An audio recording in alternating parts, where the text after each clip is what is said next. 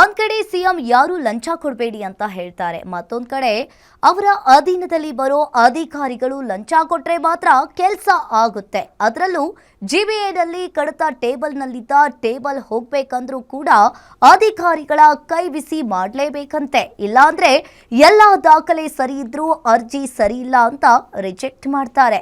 ಹೀಗೆ ಹಣದಾಸೆಗೆ ಬಿದ್ದ ಜಂಟಿ ಆಯುಕ್ತರೊಬ್ಬರ ಕರ್ಮಕಾಂಡ ಗ್ಯಾರಂಟಿ ನ್ಯೂಸ್ ದಾಖಲೆಯ ಸಮೇತ ಬಯಲಾಗಿದೆ. ಇವ್ರು ಹೇಳಿರುವಂಥ PID ನಂಬರ್ ಗೌರ್ಮೆಂಟ್ ಲ್ಯಾಂಡ್ ಇದೆ. ಗೌರ್ಮೆಂಟ್ ಲ್ಯಾಂಡನ್ನು ರಿಜೆಕ್ಷನ್ನೇ ಮಾಡಬೇಕಾಗುತ್ತೆ.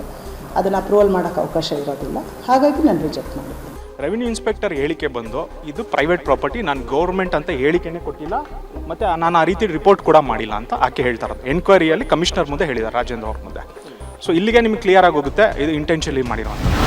ಹೌದು, ಆಡಳಿತಕ್ಕೆ ಸುಧಾರಣೆ ತರೋ ನಿಟ್ಟಿನಲ್ಲಿ ಬಿಬಿಎಂಪಿಯನ್ನ ಜಿಬಿಎ ಮಾಡಿ ಒಂದು ಮಹಾನಗರ ಪಾಲಿಕೆ ಇದ್ದಿದ್ದನ್ನ 5 ನಗರ ಪಾಲಿಕೆಗಳನ್ನಾಗಿ ಮಾಡಿತು ಸರ್ಕಾರ. ಆದ್ರೆ ಆಡಳಿತಕ್ಕೆ ಚುರುಕು ಮುಟ್ಟಿದ್ಯೋ ಇಲ್ಲವೋ ಗೊತ್ತಿಲ್ಲ. ಆದ್ರೆ 5 ನಗರ ಪಾಲಿಕೆಯಲ್ಲಿ ಕೆಲಸ ಮಾಡೋ ಕೆಲ ಅಧಿಕಾರಿಗಳ ಜೇಬು ಮಾತ್ರ ಭರ್ತಿಯಾಗ್ತಿದೆ. ಇದಕ್ಕೆ ಪುಷ್ಟಿ ನೀಡುವಂತೆ B2A ಖಾತಾ ನೀಡಿಕೆಯಲ್ಲಿ ಆಗ್ತಿರೋ ಬ್ರಹ್ಮಾಂಡ ಭ್ರಷ್ಟಾಚಾರ. B2A ಖಾತಾ ನಿರಾಕರಿಸಿದ ಪ್ರಕರಣಕ್ಕೆ ಮತ್ತೊಂದು ತಿರುವು. ಖಾತಾ ರದ್ದು ಮಾಡಿದ್ದು ಸರ್ಕಾರಿ ಜಾಗವೇ ಅಲ್ಲ ಅಂತಿದೆ ದಾಖಲೆ. ಬೆಂಗಳೂರು ಪಶ್ಚಿಮ ನಗರ ಪಾಲಿಕೆಯಲ್ಲಿ B2A ಖಾತಾ ನಿರಾಕರಿಸಿದ ಪ್ರಕರಣ ಇದೀಗ ಮತ್ತೊಂದು ತಿರುವು ಪಡೆದುಕೊಂಡಿದೆ. ಅಂದು ಸರ್ಕಾರಿ ಜಾಗ ಆಗಿದ್ದ ಕಾರಣಕ್ಕೆ ಖಾತಾ ರಿಜೆಕ್ಟ್ ಮಾಡಿದ್ವಿ ಅಂತ ಜಂಟಿ ಆಯುಕ್ತೆ ಆರತಿ ಆನಂದ್ ಹೇಳಿದ್ರು. ಇದರ ವಾಸ್ತವ್ಯ ತಿಳಿಯೋ ನಿಟ್ಟಿನಲ್ಲಿ ಗ್ಯಾರಂಟಿ ನ್ಯೂಸ್ ಸತ್ಯ ತಿಳಿಯೋ ಕೆಲಸಕ್ಕೆ ಮುಂದಾಗಿತ್ತು. ಈ ವೇಳೆ ಸೈಟಿನ ಮಾಲೀಕ ದೀಪು ಗೌಡ ರಿಜೆಕ್ಟ್ ಆಗಿದ್ದ ಸೈಟಿನ ಬಳಿ ಹೋದಾಗ ಅದೆಲ್ಲವೂ ಸುಳ್ಳು, ಕೇವಲ ಲಂಚ ಕೊಟ್ಟಿಲ್ಲ ಅನ್ನೋ ಕಾರಣಕ್ಕೆ ತರಾತುರಿಯಲ್ಲಿ ಅನುಮೋದನೆ ನೀಡಿಲ್ಲ ಅನ್ನೋದು ಸಾಬೀತಾಯಿತು.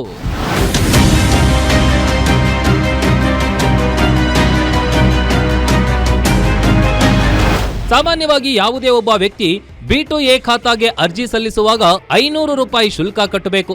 4 ಹಂತದಲ್ಲಿ ಅರ್ಜಿ ಪರಿಶೀಲನೆಯಾಗುತ್ತೆ. ಆದರೆ ಮೊದಲ 3 ಹಂತದಲ್ಲಿ ರಿಜೆಕ್ಟ್ ಆಗದೆ ಅರ್ಜಿ ಅನುಮೋದನೆ ವೇಳೆ ಹೇಗೆ ಸರ್ಕಾರಿ ಜಾಗವಾಗಿ ಪರಿವರ್ತನೆಯಾಯಿತು ಅನ್ನೋ ಪ್ರಶ್ನೆ ಜಾಗದ ಮಾಲೀಕ ಮಾಡ್ತಿದ್ದಾರೆ. ಇದರ ಜಾಡು ಹಿಡಿದು ಹೊರಟಾಗ ಸಿಕ್ಕಿದ್ದು ಅಧಿಕಾರಿಗಳ ಕಳ್ಳಾಟ ಅನ್ನೋದು ಬಯಲಾಯಿತು. ಖಾತಾ ಪರಿವರ್ತನೆಗೆ ಜಾಗದ GPS ಲೊಕೇಶನ್ ಸಹಿತ ಅರ್ಜಿ ಸಲ್ಲಿಸಬೇಕು.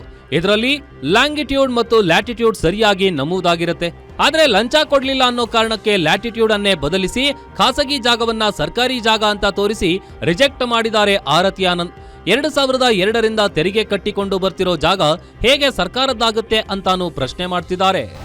JC ಗೌರ್ಮೆಂಟ್ ಲ್ಯಾಂಡ್ ಅಂತ ಹೇಳೋಕ್ಕಿಂತ ಮುಂಚೆ ಮೊದಲನೇ ಸ್ಟೆಪ್ಪಲ್ಲಿ RI ಬರ್ತಾರೆ, ಅಂದರೆ ರೆವಿನ್ಯೂ ಇನ್ಸ್ಪೆಕ್ಟರ್ ಹೇಳಿಕೆ ಬಂದು ಇದು ಪ್ರೈವೇಟ್ ಪ್ರಾಪರ್ಟಿ, ನಾನು ಗೌರ್ಮೆಂಟ್ ಅಂತ ಹೇಳಿಕೆನೇ ಕೊಟ್ಟಿಲ್ಲ, ಮತ್ತು ನಾನು ಆ ರೀತಿ ರಿಪೋರ್ಟ್ ಕೂಡ ಮಾಡಿಲ್ಲ ಅಂತ ಆಕೆ ಹೇಳ್ತಾರೆ. ಎನ್ಕ್ವೈರಿಯಲ್ಲಿ ಕಮಿಷನರ್ ಮುಂದೆ ಹೇಳಿದ್ದಾರೆ, ರಾಜೇಂದ್ರ ಅವ್ರ ಮುಂದೆ. ಸೊ ಇಲ್ಲಿಗೆ ನಿಮ್ಗೆ ಕ್ಲಿಯರ್ ಆಗೋಗುತ್ತೆ ಇದು ಇಂಟೆನ್ಷನಲಿ ಮಾಡಿರೋವಂಥದ್ದು. ಏನಿಲ್ಲಿ 5 ಡಿಜಿಟ್ ಬರುತ್ತೆ ಲಾಸ್ಟು, ಅಲ್ಲಿ 2 ನಂಬರ್ ತೆಗ್ದಿದ್ದಾರೆ. ಅದು ತೆಗೆದ್ರೆ ಆಟೋಮೆಟಿಕ್ಲಿ ಏನು ನಮ್ಮದು ಕೃಷಿ ಭೂಮಿ ಇದೆಯಲ್ಲ, ಅಂದರೆ ಪಿತ್ರಾರ್ಜಿತ ಆಸ್ತಿ, ಅದರಲ್ಲಿ ಗೌರ್ಮೆಂಟ್ ಸ್ಕೂಲ್ಗೆ ಕೊಟ್ಟಂಥ ಜಾಗಕ್ಕೆ ಲ್ಯಾಟಿಟ್ಯೂಡ್ ಕೂತ್ಕೊಳ್ಳುತ್ತೆ. ಅಂದರೆ ನನ್ನ ಸೈಟ್ ಹಿಂದೆ ಅಲ್ಲಿಗೆ ಕುಣಿಸಿ ಇದು ಗೌರ್ಮೆಂಟ್ ಅಂತ ತೋರಿಸುತ್ತೆ. ಆಗ ಜಾಯಿಂಟ್ ಕಮಿಷನರು ಬೇಕು ಅಂತ ಮಾಡಿರೋಂಥದ್ದು.